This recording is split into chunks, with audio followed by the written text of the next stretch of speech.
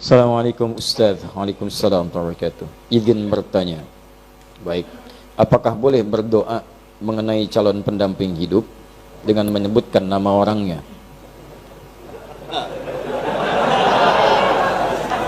Inilah praktek apa yang saya sampaikan tadi. Ya. Orang ke masjid mau subuh dia tambah saya doa minta pendamping hidup dia. Baik, boleh nggak menyebutkan orangnya? Boleh, tidak ada larangan. Tidak ada larangan. Kalau antum ingin mohon kepada Allah kemudian meminta, silakan. Ya, ud'uni astajib lakum, minta kepadaku, aku akan jawab. Tapi siapa yang dimintakan itu, lihat syarat-syarat perempuan yang bisa dinikahi. Ya, siapa yang antum kan calon pendamping? Siapa calon pendampingnya? Pertama, pastikan bahwa calon pendamping antum itu benar. Quran surah ke-49 ayat 13. Ya ayyuhan nasu inna khalaqnakum min dzakarin wa untha. Duhai manusia, kami ciptakan kalian dari laki-laki dan perempuan. Wa ja'alnakum syu'uban wa qabaila lita'arafu. Kami jadikan kalian mungkin beda tempat tinggal, beda kabilah, beda suku, beda mungkin RT, RW, kecamatan sampai beda negara. Lita'arafu, supaya saling mengenal. Dengan ta'aruf itu mengetahui, menjalinlah kemudian hubungan kasih sampai ke pernikahan. Tapi siapa yang menikah? Zakar dan unta. Tidak ada zakar dengan zakar atau unta dengan unta. Jadi kalau antum laki-laki, pastikan yang dimohonkan pada Allah pasangan antum perempuan. Itu kaidah pertama. Kalau antum perempuan, minta kepada Allah pasangannya laki-laki. Jelas ya? Di nggak ada istilahnya laki-laki. Ya Allah, anugerahkan aku si dia, ya Allah. Mohon, ya Allah. Saya Asep, mohon jadikan Andi pasangan saya. Sudah menyalahi. Nggak mungkin dikabul antum. Paham ya? Baik, jadi ingat. Manusia itu cuma dua. Kalau bukan laki-laki, perempuan. Bagaimana Ustadz kalau perempuan pengen jadi laki-laki, laki-laki pengen jadi perempuan? Itu artinya dia sedang keluar dari fitrah kemanusiaannya. Paham? Setiap makhluk Allah berpasangan. Quran surah ke-51 ayat ke-49. Wa min kulli syai'in khalaqna zawjaini la'allakum tadhakkarun. Ya, semua hal makhluk kata Allah saya ciptakan berpasangan supaya kamu sadar cuman saya yang tidak punya pasangan. Saya Esa, saya Allah, saya nggak punya pasangan. Semua makhluk saya ciptakan berpasangan. Ya, laki-laki, perempuan, bahkan hewan ada jantan, ada betina, bahkan tumbuhan ada putik, ada benang sari. Putik nggak bisa sendirian, benang sari nggak bisa sendirian. Ya, sama juga dengan jantan, ada betinanya. Silahkan cek oleh antum, kemarin baru Idul Adha, ada jantan, ada betina. Silahkan cek, antum pernah menemukan kambing homo?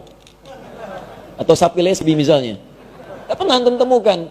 Pak, ini diskon Pak 5%, kenapa? Homo kambingnya? Nggak ada yang begitu. Di kambing saja tahu dengan instingnya menemukan pasangannya. Masa antum yang punya akal nggak ketemu pasangannya? Ya, paham ya? Ya, jadi teman-teman sekalian, kalau menemukan misalnya ada yang seperti itu, berarti itu ada kelainan, ada penyakit, didoakan, dibantu supaya kembali. Dibantu supaya kembali. Paham sampai sini? Itu syarat yang pertama, pastikan tuh laki-laki kalau perempuan yang minta. Pastikan perempuan kalau laki-laki yang minta. Yang kedua, teman-teman sekalian, pastikan bahwa niat untuk menikah itu meniatkan untuk ibadah. Ini mempercepat pengabulan. Niatkan untuk ibadah. Makanya ketika menyebutkan ayat nikah, kalimatnya langsung pada ayat penggunaannya. Ada ayat, itu diterjemahkan, musab terjemah dengan tanda. Padahal bukan sekedar tanda. Tanda itu dalam bahasa Arab bisa alamah. Alamah itu tanda, diserap ke dalam bahasa Indonesia jadi alamat. Alamat. Apa itu alamat? Tanda yang mendekatkan pada tujuan. Di mana alamat Masjid Nur Said? Di sana, begitu tahu alamatnya, semakin dekat ke tujuan, mudah menjangkaunya. Nah, kalau antum ingin mendekat kepada Allah, ada tandanya. Tanda yang mendekatkan antum kepada Allah disebut dengan ayat, namanya ayat. Tanda yang mendekatkan diri kepada Allah. Isi Al-Quran disebut dengan ayat. Kenapa disebut dengan ayat? Karena setiap antum baca Al-Quran, lebih dekat keadaan antum dengan Allah. Ya, Quran misalnya surah ke-8, ya Al-Anfal, ayat kedua. Innamal mu'minuna alladhina idza dzukirallahu wajilat qulubuhum wa idza tuliyat 'alaihim ayatuhu zadatuhum imana wa 'ala rabbihim yatawakkalun. Sungguh orang-orang beriman itu kalau disebut nama Allah ada getaran dalam jiwanya. Ada hal yang berbeda. Allahu Akbar, Allahu Akbar. Bergetar jiwanya, ya Allah, sudah ada panggilan.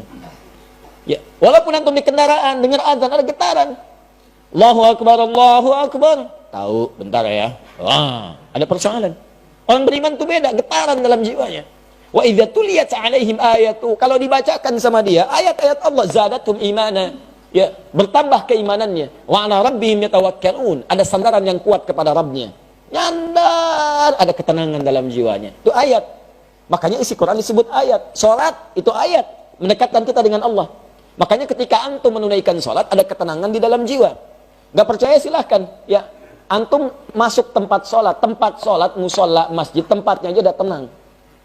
Puncak tempat sholat itu di Baitul Haram, Ka'bah. Ka'bah, Masjidil Haram. Itu puncaknya, kiblatnya di situ. Ketika Allah menyebutkan pertama kali Ka'bah sebagai tempat untuk pusat ibadah, disandingkan ketenangan di dalamnya. Quran surah kedua ayat 125, paling kanan pertengahan. Ya. Wa idz ja'alna al-baita mathabatan lin-nasi wa amna. Dan ingat, pelajari, dalami ketika kami jadikan al-bait Ka'bah tempat pusat ibadah bagi manusia dan tempat yang menenangkan. Jadi kalau antum punya masalah seberat apapun di depan Ka'bah, tiba-tiba bisa mengalir air mata, lupa dengan masalah, tenang aja. Gak percaya silahkan mendekat. Saya bermohon pada Allah, semoga yang belum bisa disegerakan insya Allah haji ataupun umrah, ya. Dan tidak cukup dengan amin, nabung. Siapin, banyakin doa. Sama tempat sholat ini, masjid musola lebih jauh, makanya antum masuk masjid lebih tenang. Bahkan dibanding rumah sendiri, silahkan cek beda rasanya.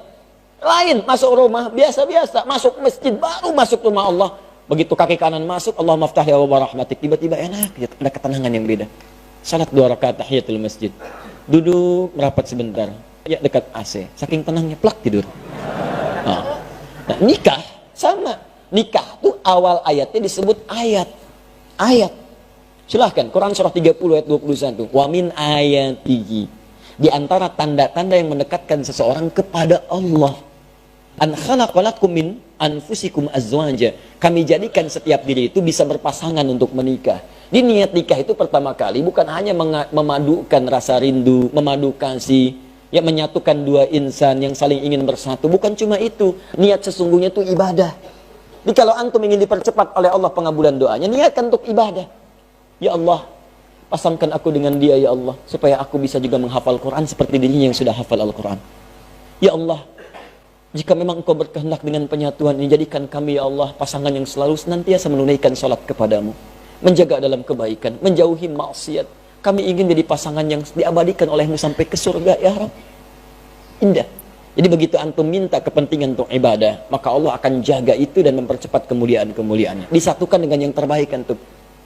Makanya kalau ada yang sudah berumah tangga sampai sekarang, belasan puluhan tahun, tapi dengan rumah tangganya belum dekat dengan Allah, pasti ada yang salah dalam rumah tangganya. Ya, paham sampai sini? Baik, makanya sekarang ini saya lihat banyak perubahan-perubahan. Orang mau menikah, maharnya tuh sudah pakai bacaan Quran tambahan. Aku mau menikah, tapi kamu hafalkan dulu surat Ar-Rahman ya.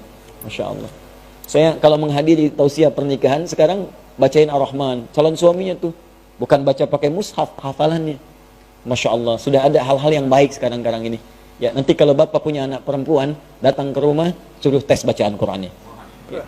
Adik siapa? Saya Anas pak, baca surat An-Nas. Baca. Masya Allah, baca, dengerin tuh. Makhrajnya bagus. Kalau belum bagus, latihan dulu. Cari ustad ya, yang bagus. Kalau adik siapa yang kedua? Saya Torik pak. Nah, baca At-Torik. Baca. Masya Allah, sesuai namanya. Bagus. Ada yang ketiga siapa? Pucat dia wajahnya. Belum jawab. Saya Imran pak. Aduh. Tapi panggilan sehari-hari kulhu. Tanya. Itu ya. Diminta, niatkan untuk ibadah. Nanti kalau antum begitu, itu akan dipermudah. Bahkan bahasa Qurannya sederhana. Kalau kamu merasa kurang bekal, aku jadikan kaya, kata Allah setelah berumah tangga. Aku jadikan kaya. Ya yughnihimullah. Aku berikan kaya dari keutamaan yang Allah berikan kepadanya. Jadi syaratnya tadi, cari pasangan yang benar. Yang kedua, niatkan untuk ibadah. Kemudian nanti ada turunan dalam hadis Nabi dengan 4 kualifikasi. Tunkahul mar'atu li arba'in. Perempuan dinikahi atau antum mencari perempuan, mencari laki-laki karena 4 hal. Hati-hati karena 4 hal. Motifnya kadang limaliha, karena urusan hartanya. Lijamaliha, karena parasnya.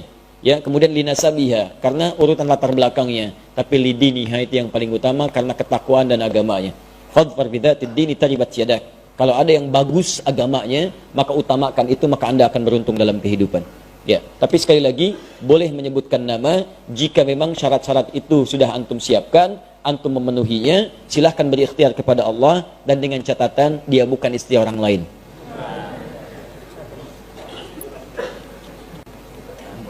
Ya Allah, kalau memang dia jauh, dekatkan. Kalau dia sudah bersama dengan orang lain, pisahkan dulu ya Allah. Itu nggak boleh.